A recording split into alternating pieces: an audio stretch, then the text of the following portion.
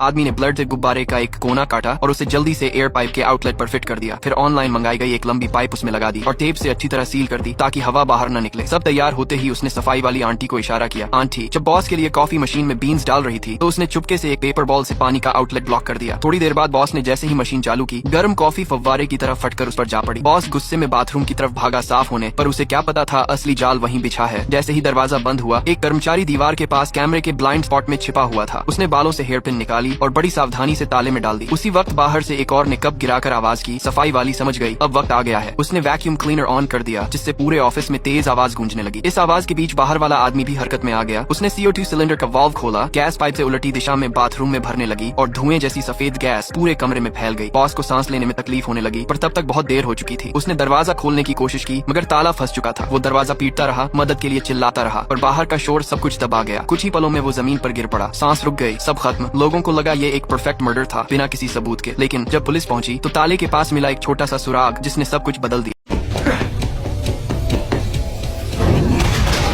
मैंने एक ही मुक्के में लोहे के गेट को तोड़ डाला, फिर नंगे पांव सड़क पर भागने लगा। सभी लोग मुझे नफरत भरी नजरों से देख रहे थे। किसी को भी अंदाजा नहीं था कि असल में मैं एक बड़ी कंपनी का मालिक हूँ। जैसे ही मैं कंपनी के ऑफिस में घुसा, मैंने कहा मुझे चेयरमैन से मिलना है, तो उसने मुझे साइड में खड़े होकर इंतजार करने को कहा। थोड़ी ही देर में गार्ड मुझे बाहर निकलने लगे क्योंकि मैं पिछले 15 सालों से लापता माना जा रहा था। 15 साल पहले मेरे फैमिली एक प्लेन क्रैश में मारे गए थे। उस हादसे का मैं अकेला जीवित बचा था। पहाड़ों में रहने वाले एक संत ने मेरा जान बचाया था। अब मैं अपने पिता की कंपनी में लौटा तो सब लोग मुझे पहचानने से इनकार कर रहे थे। मैं तेजी से लिफ्ट की तरफ बढ़ा, लेकिन गार्ड ने फिर से मुझे रोक लिया। इस बार मैंने उन्हें धक्का देकर हटा दिया। मेरा इरादा किसी को चोट पहुंचाने का नहीं था। मैंने दरवाजे खोले और सीधे लिफ्ट से टॉप फ्लोर पर पहुंच गया। मैं मैनेजर के सामने जाकर खड़ा हो गया। वह भी मुझे पहचान नहीं पाया। तभी एक महिला बाहर आई। उसे देखते ही मैं समझ गया वह जॉय थी। मैं उससे बात करना चाहता था और दिल के अंदर थोड़ी सी बेचैनी भी महसूस हुई, लेकिन मैनेजर ने गार्ड को बुलाकर फिर से बाहर निकलवा दिया। अगले दिन मैं जॉय से मिलने गया, ये सोचकर कि आराम से बात हो जाएगी, लेकिन मुझे जरा भी अंदाजा नहीं था कि वह मेरी कॉफी में कुछ मिला देगी। कॉफी पीते ही मुझे चक्कर आने लगे और बेहोश होकर वहीं गिर पड़ा। 20 साल की सजा पूरी करके बाहर आया एक कैदी एक रेस्टोरेंट में बैठकर नाश्ता कर रहा था। अचानक बाहर कई पुलिस गाड़ियां आकर रुकी और पूरे रेस्टोरेंट को घेर लिया। पुलिस को पूरी तैयारी में देखकर जैक को तुरंत समझ आ गया कि कुछ गड़बड़ है। उसने जल्दी से रेस्टोरेंट के अंदर नजर दौड़ाई। अंदर सिर्फ एक बुजुर्ग कपल 8 और 2 बच्चे थे। उसी पल उसे साफ हो गया कि पुलिस उसी के लिए आई है। जैक घबराया नहीं। उसने चुपचाप अपना कांटा रखा और आराम से कुछ $100 के नोट निकालकर बिल चुका दिया। उसी वक्त 2 पूरी तरह हथियारबंद पुलिस वाले दरवाजा तोड़कर अंदर घुस आए।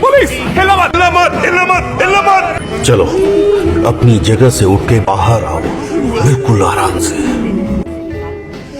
चलो अब उठो। लेकिन उन्हें नहीं पता था कि जैक एक रिटायर्ड जनरल रह चुका है और इन 2 अफसरों से निपटना उसके लिए कोई बड़ी बात नहीं थी। लेकिन जैक ने कुछ किया नहीं। उसने चुपचाप हाथ ऊपर कर दिए और गिरफ्तारी में पूरा सहयोग किया। उसे डर नहीं लग रहा था। असल बात ये थी कि वो इस छोटे से शहर में नया था और हालात समझना चाहता था। इसलिए उसने पहले जानकारी इकट्ठा करने का फैसला किया। पुलिस स्टेशन पहुंचने पर ऑफिसर केली ने उसे एक फॉर्म दिया और पर्सनल डिटेल्स पूछी, लेकिन जैक खामोश रहा और बस पुलिस स्टेशन की हर छोटी बड़ी चीज को ध्यान से देखता रहा। उसका ये रवैया चीफ एलन को गुस्सा दिला गया। उसने तुरंत ऑन ऑर्डर दिया कि जैक को डिटेंशन रूम में डाल दिया जाए। उसी वक्त डिटेक्टिव यैक्स बीच में आ गया। वो जैक को मीटिंग रूम में ले गया और गिरफ्तारी की वजह समझाई। पिछली रात शहर में एक बेहद बेरहम मर्डर हुआ था। पीड़ित को सिर के पीछे से 9 mm की 2 गोलियां मारी गई थी। मौत कंफर्म होने के बाद भी कातिल ने 2 घंटे तक बॉडी पर हमला किया और आखिर में उसे कार्डबोर्ड से ढक दिया। और आज सुबह एक गवाह ने जैक को क्राइम सीन के पास देखा था। इस वजह से जैक सस्पेक्ट बन गया था। पूरी कहानी सुनने के बाद जैक, जो अब तक चुप था, आखिरकार बोला, क्योंकि मैंने किसी को नहीं मारा, कम से कम हाल ही में तो नहीं, इस शहर में तो बिल्कुल नहीं। यैक्स की बातों से उसने कई डिटेल्स खुद ही जोड़ ली। 3 लोगों ने इस आदमी को मारा है। समझाओ मुझे। हत्यारे को बंदूकों की अच्छी जानकारी थी। गोलियां छोटी कैलिबर 9mm 95 ग्रेन की थी, जो सबसोनिक है। उसने साइलेंसर यूज किया। यैक्स उसकी सोच से प्रभावित तो हुआ, लेकिन ये सवाल बना रहा कि वो वहाँ कर क्या रहा था। जैक ने बताया कि वो आज सुबह ही बस स्टेशन पहुंचा था और एक अंधे ब्लूज सिंगर को श्रद्धांजलि देने इस शहर आया था। लेकिन पुलिस को उसके पास सिर्फ एक टूथब्रश, एक फ्रेंच मेडल और $200 मिले थे। इतना कम सामान लेकर 800 किलोमीटर का सफर। किसी को उसकी बात पर यकीन नहीं हुआ। कोई LIB न होने की वजह से यैक्स ने उसे लॉकअप में ही रखने का फैसला किया। तभी केस में अचानक मोड़ आ गया। मरे हुए आदमी के जूते के नीचे कुछ नंबर मिले। उस नंबर को ट्रेस करने पर वो पॉल तक पहुंचे, जो एक बैंक एग्जीक्यूटिव था। ये अच्छे कपड़ों में रहने वाला आदमी पहले अकड़ में बोला कि उसे कुछ नहीं पता, लेकिन जैसे ही उसने खिड़की के बाहर एक काली गाड़ी देखी, उसका चेहरा बदल गया। पुलिस कुछ बोल पाती उससे पहले ही वो घबरा गया और बोला, मैंने किया, मैंने उससे मारा है, वो मैं ही था।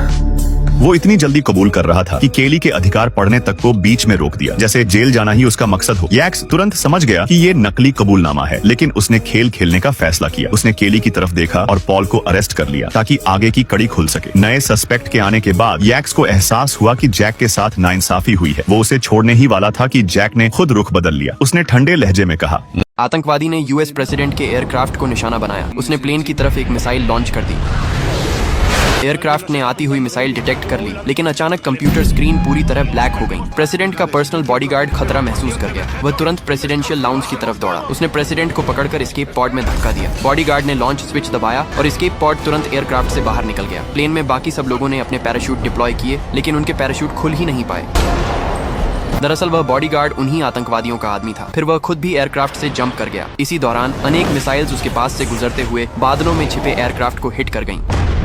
इस बीच प्रेसिडेंट एस्केप पॉड के अंदर ही फंसा हुआ था। जंगल में शिकार कर रहा एक लड़का उस पॉड तक पहुंच गया। वह तीर कमान लेकर संभल कर आगे बढ़ा और पॉड के हैच पर हल्की नॉक की। प्रेसिडेंट ने सोचा कि शायद बॉडीगार्ड आ गया है। उसने विंडो पर हैच कोड लिख दिया। लड़के ने कोड एंटर किया और तुरंत छिप गया। प्रेसिडेंट बाहर निकला, लेकिन वहाँ कोई नहीं था। उसने तुरंत एक डिस्ट्रेस सिग्नल भेजा। कुछ देर बाद लड़का धीरे धीरे उसके पास आया। कौन हो तुम? मैं यूनाइटेड स्टेट्स का प्रेसिडेंट हूँ। प्रेसिडेंट ने अपना आईडी कार्ड उस लड़के की तरफ फेंक दिया। पहचान वेरीफाई करने के बाद लड़का शांत हो गया और प्रेसिडेंट को वहाँ से दूर ले जाने लगा। थोड़ी देर बाद बॉडीगार्ड आतंकवादियों के साथ वहां पहुंच गया, लेकिन तब तक प्रेसिडेंट बिल्कुल गायब हो चुका था। लड़का प्रेसिडेंट को पहाड़ से नीचे ले जा रहा था। रास्ते में प्रेसिडेंट ने अपनी सिक्योरिटी के बंदों की डेड बॉडीज देखी। उनके पैराशूट पैक्स जानबूझकर खराब किए गए थे। प्रेसिडेंट को समझ आ गया कि उनकी टीम में कोई गद्दार था। तभी बॉडीगार्ड उन तक पहुंच गया। ये देखकर प्रेसिडेंट को लगा कि अब बचना मुश्किल है। उसने अपना बैज लड़के को दिया और उसे बोला, पहले तुम भागो, पर बॉडीगार्ड करीब आ चुका था। प्रेसिडेंट ने अपनी सब मशीन गन उस पर तान दी ताकि उसे रोका जा सके।